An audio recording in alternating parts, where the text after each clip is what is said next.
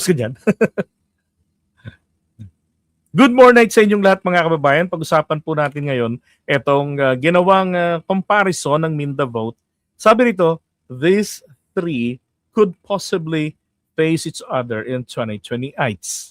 Let's start comparing them now to see who is more fit to lead the country.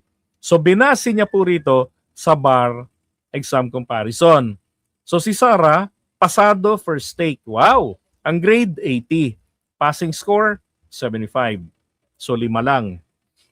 Si Lenny Robredo hindi nakalagay kung anong ano, pero naka second attempt si Lenny. Now, dati siyang vice president, 'di ba, ni Digong. 6 na taon na sinisiraan ni Duterte yan, ni Digong. Tapos, hindi naman kasi may time yung mga honeymoon days nila eh. Si Riza Baby naman ay hindi po abogada at wala pong law degree. Pero ang tanong dito, basihan ba talaga ang pagiging abogada para maging presidente?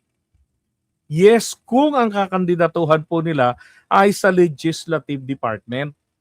Kasi kailangan po na ang manggagawa ng batas ay may alam sa batas, na kailangan nakakaintindi sa batas para alam niya ang kanyang ginagawa.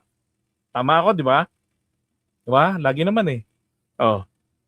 Ngayon, kung tatakbo ka pampanguluhan, maganda kung meron kang kaalaman sa batas. Pero it is not a must. Why? Dahil hindi ka po gagawa ng batas. Kung may maisip ka, pero ka namang mga abogado, you can consult them. Ganoon naman ang lagi nangyayari eh. Diba? Tinatrabaho muna nila yan. Nire-research nila kung merong duplication na sa mga batas. Ang kailangan mo, pagtatakbo ka pampanguluhan, may background ka, konkretong background sa pagpapatakbo ng pamahalaan. Di ba? Ganon. Ang kailangan natin dito, yung merong nalalaman sa local government sa pagpapatakbo. Yung merong mataas na recognition sa kanyang mga nagawa. Yung talagang kinikilala. 'Di ba? So kay Sara Duterte, tignan natin, ano ba ang nagawa ni Sara? Sige nga mga ka-DDS. Anong nagawa niya doon sa kanyang lugar sa Davao City? Minana niya kay Digong yun, sa tatay niya, maayos na. Pero kamusta naman? Ang sabi niya, insurgency-free ang Davao City. Pero bakit kailangan niya lagi ng confidential fund? Diba? Anong nagawa niya doon? Yun ang tanong ko. Ngayong vice president siya, I understand, wala naman pong mandato talaga ang vice president. Ano lang magagawa ng vice president bukod sa siya po ay reserve tire? Ang ibig sabihin ng reserve tire, stay put ka lang dyan para pagdating ng araw ay kailanganin ka, may silbi ka. Dapat ang spare tire, hindi po ito flat. Diba? Ibig sabihin, dapat laging punong-puno ang utak ng kaalaman sa mga nangyayari sa paligid. Ibig sabihin, suportado mo ang pamahalaan, ang pagpapatakbo ng pamahalaan. Bigyan ka man ng cabinet position o hindi, dapat ganun ka. Hindi ka kalaban ng pamahalaan. Kasi spare tire ka eh. Kung kalaban ka ng pamahalaan, sakaling humalili ka, lahat ng direksyon ng pamahalaan, tataliwasin mo. Sinong apektado? Taong bayan. 'Di ba? Sisirain mo yung mga nagawa. Liliko ka. Yun ang problema. Kaya po, dapat, 'di ba? Kaalinsunod. Ngayon, pagka mali naman ang ginagawa ng administrasyon, dapat naman hindi mo suportahan, punahin mo. Pakita mo ano yung mali ninyo. Katulad ng ginawa ni Lenny Robredo, ni Lenlen, ni Lutang. 'Di ba? Hindi niya binaboy ang Duterte administration na bumababoy mismo sa kanya ang Pangulo pa ng Pilipinas, si Tatay Digong nyo. 'Di ba? Sinasabi niya mali ang polisiya na to, lalo nga nung panahon ng COVID. 'Di ba? At may nagawa si Lenny kahit na grabeng panggigipit ni Digong sa kanya. Ngayon, mayor siya ng Davao City. Pero maraming humuhimok sa kanya, ha? Hinihimok pa lamang yan na kumandidato. Kita nyo naman. Nakita ko na meron isang survey na sa 52 si Sara, tapos si Lenny nasa 28. Wadibiro yun. Si Risa naman, hindi naman to be honest with you, si Risa naman, hindi naman po ito presidential material si Risa baby ko. Hindi. Ako mas preferred ko si Risa baby maging mambabatas at mag-aral ng law. Maging abogada kahit na may edad na. Total isa siyang mambabatas. At pagtapos ng termino niya, mas gusto ko mag-vice presidente. Hindi po komunista kung tingin niyo po ang sosyalista ay sosyalista ay NPA, si Digong, sosyalista si Duterte. Publicly inadmit niya yan ng 2016 na siya ay socialist. Diba? Ang kaibahan ng komunista, ng tinatawag nating NPA, hindi sila naniniwala sa eleksyon, hindi sila naniniwala sa proseso. Pero ginagamit nila to sa pamamagitan ng mga front organizations tulad ng mga party list nila. Diba? Gabriela, Kabataan Party List. Pero ang pinakagusto nila, pabagsakin ng gobyerno regardless kung sino nakapwesto. Kakampi nila pag di nakapwesto, kalaban nila, pababagsakin nila pag nakapwesto. Ganun sila Diba? Pero kay Risa Ontiveros naman, napakalaki po ng pakinabang. Siya ang tunay, talagang corrupt buster. Naalala ninyo? Walang gumagalaw kay Kibuloy. Si Risa Ontiveros lang. Kay Commander Aguila, walang gumakante. 'Di ba? Risa Ontiveros lang. Kay Duterte, Risa Ontiveros lang din ang komante. Wala lang magawa si PBBM kung hindi ipatupad ang mga naging resulta ng mga trabaho ni Risa Ontiveros. Like Pogo. Diba? Nakita rito, napatunayan at nakumbinsi ang Pangulo natin na hindi talaga tama na nandito ang Pogo. Maganda ang layuning sinabi dati ni Digong. Maganda ang purpose, pinagtanggol namin dati yan. But reality, hindi po ganun. Hindi rin naman nagbabayad ng buwis ang tama. 'Di ba? Naalis ang Pogo dahil po sa effort ni Risa Ontiveros.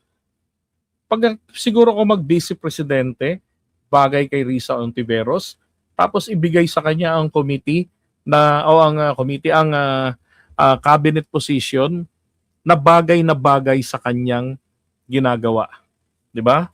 Hindi lang 'yung sa committee o yung sa para sa women's rights, hindi lang yun. Kung hindi yung yung ahensya ng gobyerno natin na kung saan hindi po siya mapapanis, akma sa kanyang kakayanan. Wala pong law degree yan, hindi nanununtok pag hindi napagbigyan. 'Di ba? Ang tanong ko uli sa inyo mga kababayan, ano ang nagawa ni Sara? 'Di ba? Kasi kung sumuporta siya sa administrasyon, naging maayos, maganda na pong maganda ng achievement yan Kasi spare tire ka Ano yan? Pinupuri mo si Reza. Ano ngayon? Ano rin ngayon? Bakit tahimik ang idol mong Reza about flood control? Basta lang bonganga mo. Ito tanong ko sa'yo. Binibisita mo ba yung Rappler? Sagutin mo. Yes or no lang. Pogo Boys pumunta sa mga bulsa ng Duterte Malacanang. Ako naniniwala ako dyan, kumikita si Duterte sa Pogo.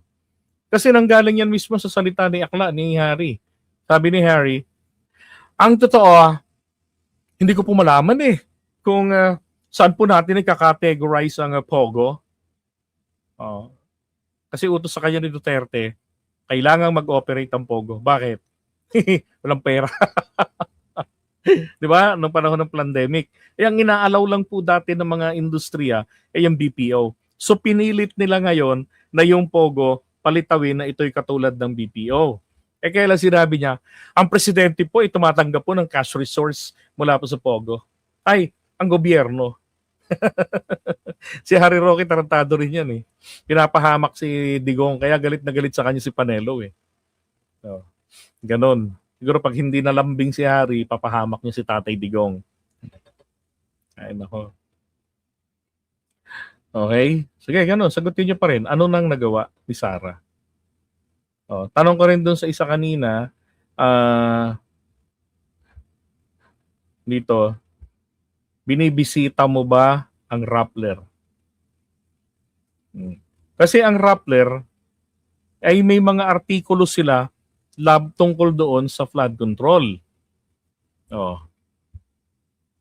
'Di ba? Si Digong yung nag-approve ng Pogo. Siya naman nagpasok dito pati nga alam niyo ba mga kababayan kung bakit po yung passport ginawang 10 years, ginawang 5 years o up to 10 years yung lisensya?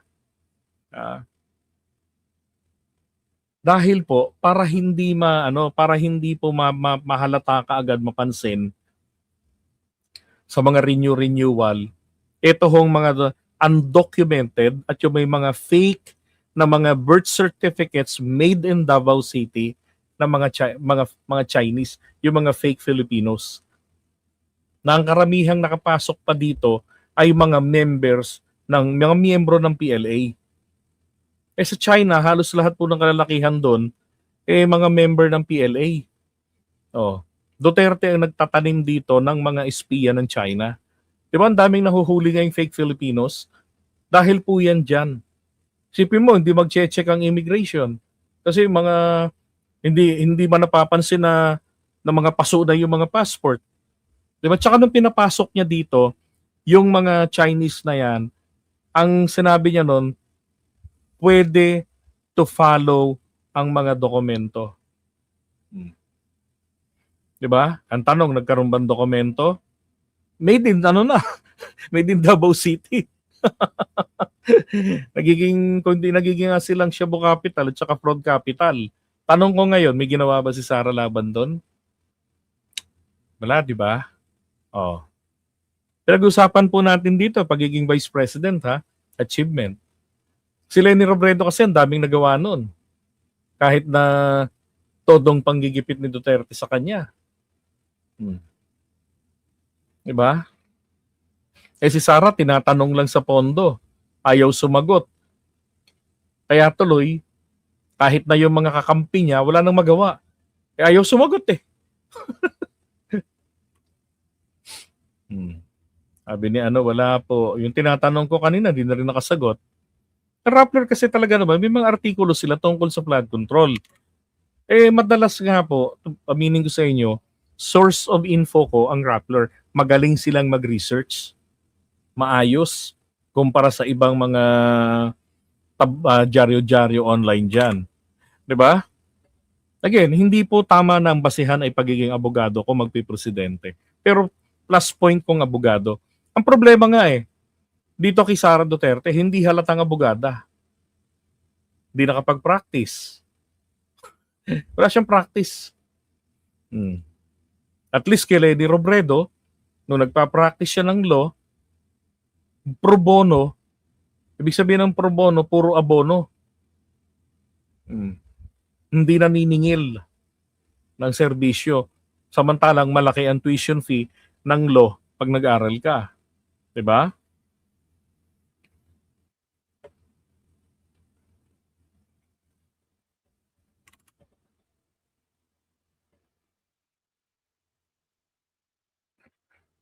Okay? So kung titignan nyo rin kumpara nyo naman si Sara, wala pong ganito si Sara kahit isa. Ito, mga honorary degrees ito. Okay? Yung mga honoris causa. Causa, ibig sabihin cause, yung mga nagawa. Bilang pagkilala, pagrespeto sa mga nagawa. Yun po yung ibig sabihin nito ng honoris causa. So ito naman ay Doctor of Humanities 2023, yung latest. And then sa Ateneo de Manila, Doctor of Philosophy in Economics, Doctor of Laws in 2017, 'di ba? And another one, nung panahon ni Duterte ito, dalawang Doctor of Humanities niya tsaka itong isa naman Doctor in Public Ad noong 2015 no, sa PUP. Hindi niya po ito pinag-aralan. Iginawad sa kanya, 'di ba? Ito po ay mga karangalan. Oh. Bagay rin naman sa kanya. Katulad ng Doctor of Laws kasi meron naman siyang law degree. 'Di ba? Eh si Sara meron? Pedigree. Kasi kailangan may nagawa ka pa ng mga pagsusulong para sa ikauunlad ng mga bagay-bagay na yan. No. Bar passer, pero hindi kayang ipaliwanag ni Sara kahit basic principles of the law. Hindi siya sumunod sa mga sinumpaang tungkulin bilang abogado to support, obey the Constitution under our lawyer's oath. Diba? Tama. Thank you, attorney. Diba? Wala. Panis. Panis si Sara. Kaya nga hindi niya kayang humarap ng debate. Sipin mo, gagawin mong presidente, naknampo siya. Ang hina ng comprehension. Sige mga ka-DDS, gusto nyong umasenso ang Pilipinas. Tapos ang inyong presidente na gusto ninyong iupo, mas matalino pa kayo? Hindi ba ninyo iniinsulto ang inyong mga sarili? Mga ka-DDS, sumagot kayo. Di ba iniinsulto mga sarili nyo? Sa kagustuhan nyo, mas matalino pa kayo sa kanya. Oh. Kayo, kaya nyong ipaglaban yung sarili nyo. Kaya nyong magsalita ng maayos. Kay Sara, taknang puta, binabasa na nga lang, sablay pa. Di ba? Gawa ni Sara, naghahamon, magmumura. Tama, di ba? Oh. Mangontrata ng hitman. Ayos, ang buto-buto. Di ba? Kulturang kriminal. So, isipin nyo to ha, hindi ba ito malaking insulto sa inyo? Lalo yung may mga pinag-aralan, di ba ito malaking insulto sa inyo? Sabi ng DepEd. So ano Comprehension pa lamang itong pinag-uusapan dito ha. po yung gusto nyong legislation para mapataas natin yung reading comprehension ng mga bata at saka yung mathematics and science abilities? Primarily, na-mention po na Oh, shut up muna. Yeah, yung pandesal, di ba? Pinapalaman daw niya yung bulad, yung daing. Ay, sus Mariosep, wala pa akong nakita kahit nasira ang tuktok na nagpalaman ng daing sa pandesal. Pakita niya sa atin live. Kumakain siya ng pandesal, tinatanggalan niya ng tinik at ng buto, tapos ipalaman niya sa pandesal at kainin niya kahit mga 5 piraso, sabayan niya ng kape na may asin. Hindi, biro. Sabayan niya ng kape, 3-in-1 o kung ano. Di ba? O Coca-Cola. Pakita niya. Paborito niya raw yun eh. Ipalaman, bulad. Okay pa sana sa akin kung sardinas eh. Diba? Acceptable. Kapani-paniwala pa yun. Pero yung bulad, daing, ipapalaman mo, oh my God. Tapos hindi niya maipakita. Diba? natin doon sa ating presentation, if the Department of Education is given the budget that it is requesting, we will be able to open more programs to address the learning problems of our students. So initially po, lumapit na kami sa Pangulo at sinabihan ko po ang Pangulo na if you give me 100 billion, I will solve all the problems of basic education. And that is what I want to reiterate as well to Congress and the House of Representatives. If you give us, the people here sitting in front of you, 100 billion, we will be able to solve the problem in 6 years. Thank you. I felt guilty kasi alam ko isa ako sa nag-cause ng stress because I do not come from the education sector. I do not have an education background, so I cannot review. May mga subordinates ka naman eh, na dapat nagagawa ng review. Diba? So ikaw i-update ka na lang para pag tinanong ka man lang ng media, alam mo yung sasagot mo. Ngayon, yung sinasabi niya, it's an excuse kasi wala talaga siyang ginagawa. Diba? Tapos yung dito naman sa 100 billion, if you give me, kung iintindihin niyo pong maigi, ang pondo ng Department of Education under the Constitution, ito po dapat ang may pinakamalaking parte ng ating national budget annually. Umaabot ng 800 billion pesos ang pondo ng DepEd. Tapos siya nang hihingi ng 100 billion. Naiintindihan ba talaga niya ang sinasabi niya? Nauunawaan ba niya talaga ang trabaho niya? Ang DepEd Secretary? Ang mga tungkol dito? Ang pondo tungkol dito? Para saan tong mga to? 100 billion to solve the problem of basic education. Ang laking matatawad ng Pilipinas sa kanya, ano ho? Pero ang tanong ko nga, anong nagawa niya sa edukasyon? Bumuo ng formula, matatag. Di ba? Tapos ano resulta? Oh, pagdating ng mga test internationally, tragis na yan. Walang pagbabago kumpara rin sa nangyari sa panahon ng tatay niya. Oh, pulelat pa rin. Ng potsa. Diba? Tapos tumihingi ng 100 billion. Baka may 100 billion, tinutukoy niya ro sahod niya eh. At ng mga tropa niya eh. Kasi ang layo ng 100 billion ha, doon sa halos 1 trilyon na pondo para sa DepEd. what they are doing. And I rely on their expertise and all the stakeholders who did the review. Final note, Ma'am Vice Ito SONA ni PBBM. No, bati pa sila niyan eh. Tinanong siya ngayon. Anong masasabi mo sa SONA ng presidente? Sa mensahe? Ano yung pinuna niya rito, kinomentohan niya? Yung script. President, could you just give us your thoughts on the State of the Nation address? Yes. So initially, the State of the Nation of President Marcos, I think everyone or many of those who do not understand economic numbers Mariosep. were overwhelmed with the numbers in the first part of the speech. That was, I think, the reason why it took a long time for people to start clapping, because the economic part was in the beginning, and many people really do not understand economic numbers. But another observation of mine was immediately after the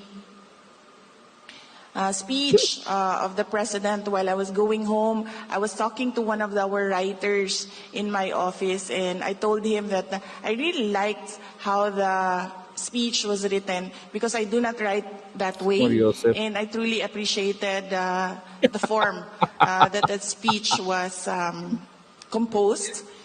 And as a cabinet secretary, Okay. and one who is the other half of the unit team, I Other would half. say that the State of the Nation of address of President Marcos was on point and perfect.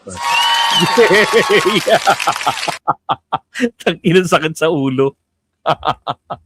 Hindi ba kayo naiinsulto kay Sarah?